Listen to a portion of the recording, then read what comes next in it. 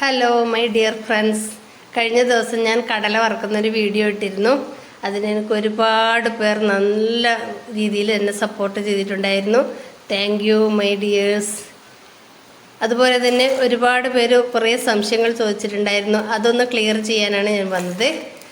ആദ്യം തന്നെ ഉപ്പ് നല്ല ചുട്ട് പൊള്ളുന്ന ചൂടിൽ ആയിരിക്കണം നമ്മൾ കടല ഇടുന്നത്.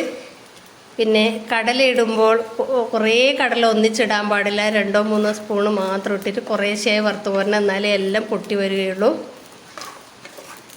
പിന്നെ ഒന്ന് കുതിർത്ത് വെക്കണമെന്ന് ചോദിക്കുന്നുണ്ട്. ഒരിക്കലും കുതിർത്ത് വെക്കുന്നില്ല. ജസ്റ്റ് അതിൻ്റെ മണ്ണൊന്ന് കളയാൻ വേണ്ടി ഒന്ന് കഴുകുന്നത് മാത്രം. കഴുകുന്നതിന് പകരം നനഞ്ഞ തുണി വെച്ച് വേണമെങ്കിൽ ഒന്ന് തുടച്ചാലും മതി.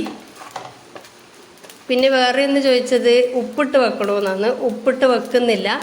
ഉപ്പിൽ നമ്മൾ വറുത്ത് കോരുക മാത്രമാണ് ചെയ്യുന്നത്. ഉപ്പ് ഈ കടല പൊരിഞ്ഞു വരാനുള്ള ഒരു ബേസ് ആയിട്ടാണ് ഉപയോഗിക്കുന്നത്. പിന്നെ പലരും ചോദിച്ചൊരു ചോദ്യം, ഉപ്പായിരിക്കും, നല്ലോണം ഉപ്പ് പിടിക്കും, ഉപ്പ് ആയിട്ട് കഴിക്കും എന്നൊക്കെ പറഞ്ഞിട്ടുണ്ട്. ഒരിക്കലും ഉപ്പ് പിടിക്കില്ല. കടലയിൽ ഉപ്പേ ഉണ്ടാവില്ല. നിങ്ങളൊന്ന് പരീക്ഷിച്ച് നോക്കി, ഇതുപോലെ വറുത്ത് നോക്കിയിട്ട് പറയണേ. അപ്പോൾ അതെല്ലാം ഒന്ന് ഡീറ്റെയിൽ ആയിട്ട് കാണിക്കാമെന്ന് വെച്ചിട്ട് ഞാൻ വീണ്ടും ഒന്ന് കടല വറുക്കുന്നത് കാണിക്കുന്നതാണ്. അപ്പോൾ ഇതുപോലെ നിങ്ങളൊന്ന് വറുത്ത് നോക്കൂ. എന്നിട്ട് നിങ്ങളുടെ ഫീഡ്ബാക്ക് ഒന്ന് അറിയിക്കണം. ഉപ്പ് പിടിച്ചിരുന്നോ എന്നൊക്കെ ഉള്ളതെന്ന് അറിയിക്കണം.